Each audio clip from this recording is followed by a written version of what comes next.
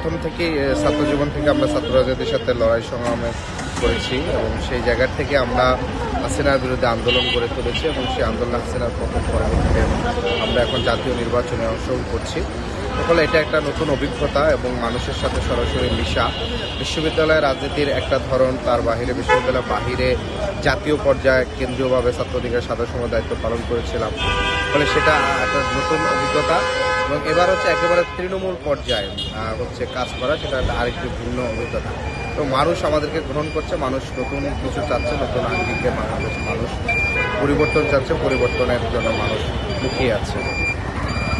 কেমন সাড়া পাচ্ছেন মানুষের কাছে?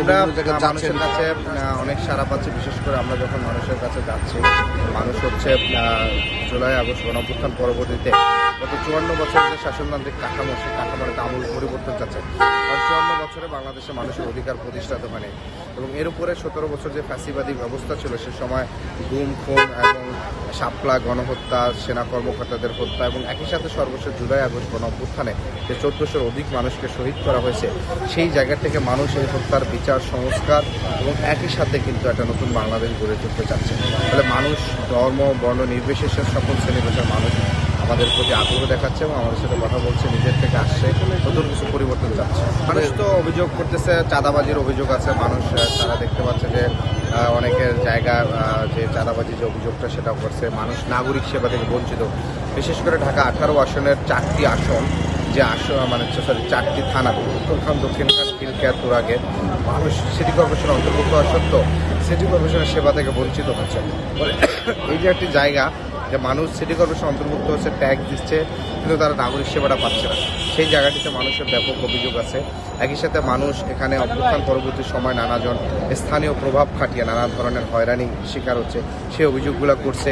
মানুষের স্বাস্থ্য খাতের এখানে হাসপাতালের ঘাটতি আছে, রাস্তা নেই প্রায় বললে উত্তরখান দক্ষিণখানে আপনি গেলেও দেখবেন যে পুরো রাস্তাঘাট সেখানে উন্নতি হয় না। তো এই জায়গাগুলোতে মানুষ অভিযোগ করছে। বাত ব্যথা, প্যারালাইসিস কিংবা আর্থ্রাইটিস, আধুনিক ফিজিওথেরাপি ও পুনর্বাসন চিকিৎসায় নির্ভরযোগ্য নাম ডিপিআরসি। অলরেডি আমার উপরে হামলা হয়েছে গত 26শে জানুয়ারি, আপনারা দেখেছেন। সে হামলা পরবর্তী সময়ে হামলায় আমাদের কোনো ভীত সন্ত্রস্ত নেই, বরং আমাদের জনশক্তিরা আরও বেশি দ্বিগুণ শক্তিতে কাজ করে যাচ্ছে।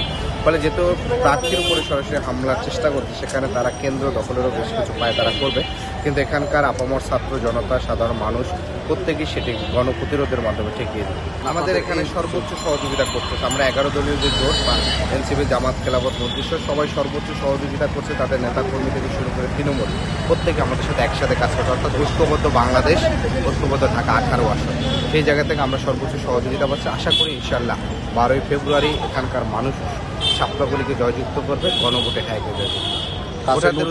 বলবো যে আমরা ঢাকা 18-কে একটি পরিকল্পিত নিরাপদ ইনসাফের নগরী হিসাবে গড়ে তুলতে চাই।